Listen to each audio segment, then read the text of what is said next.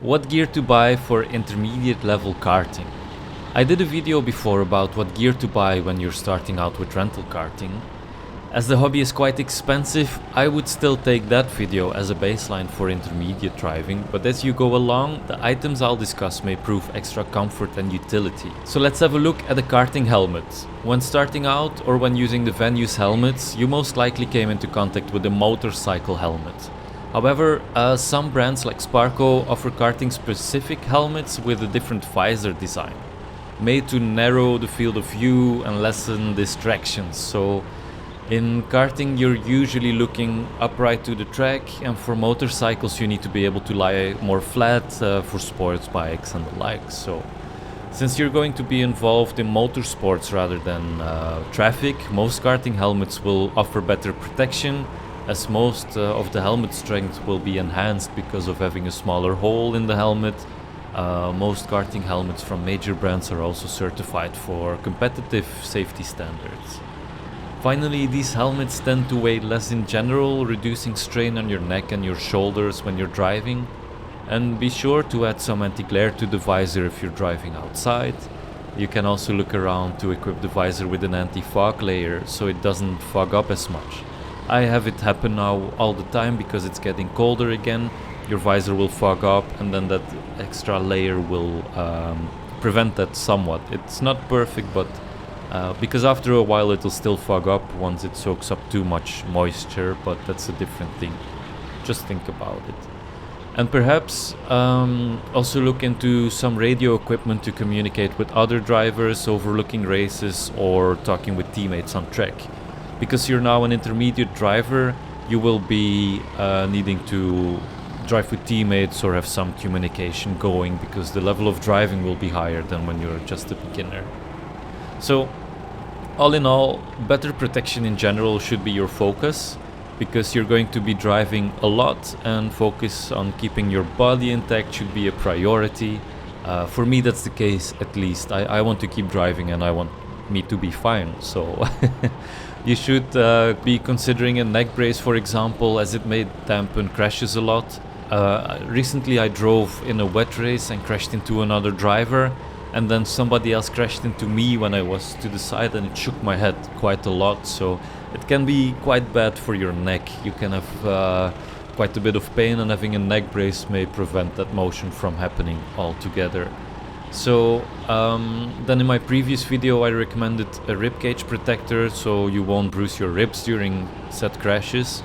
That was quite a basic one, but perhaps now you should be looking into getting a better, more compact one, like the Sparco ones, but they are very expensive, so you should check whether your comfort level outweighs the cost of those. But anyway, you should maybe be getting a better one since you're driving a lot more. There are several options, but I would always stick to the compact ones rather than the full body ones.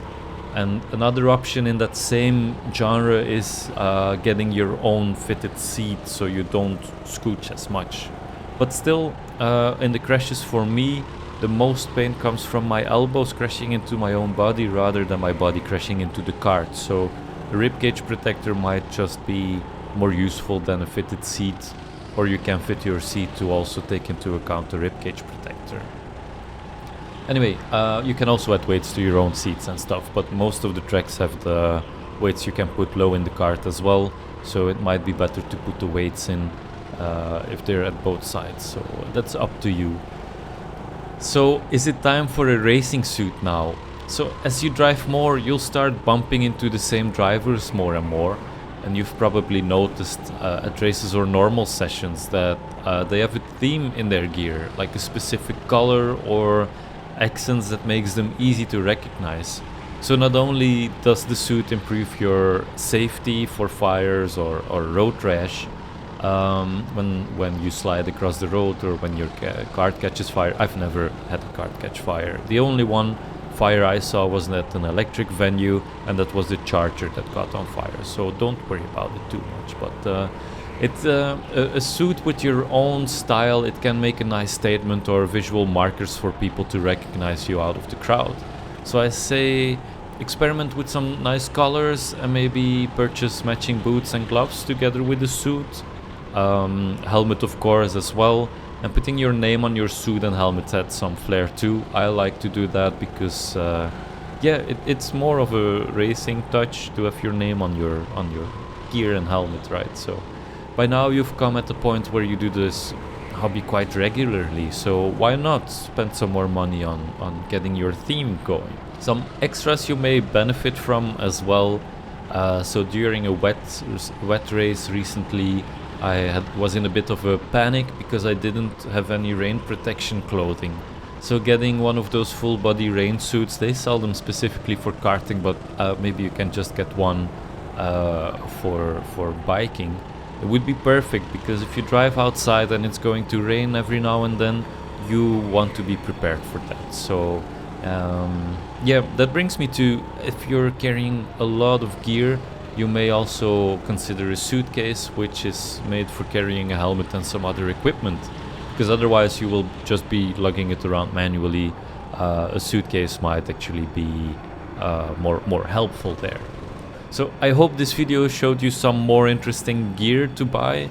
If you think I've missed something, let me know, and thank you for watching. Until the next video, bye bye.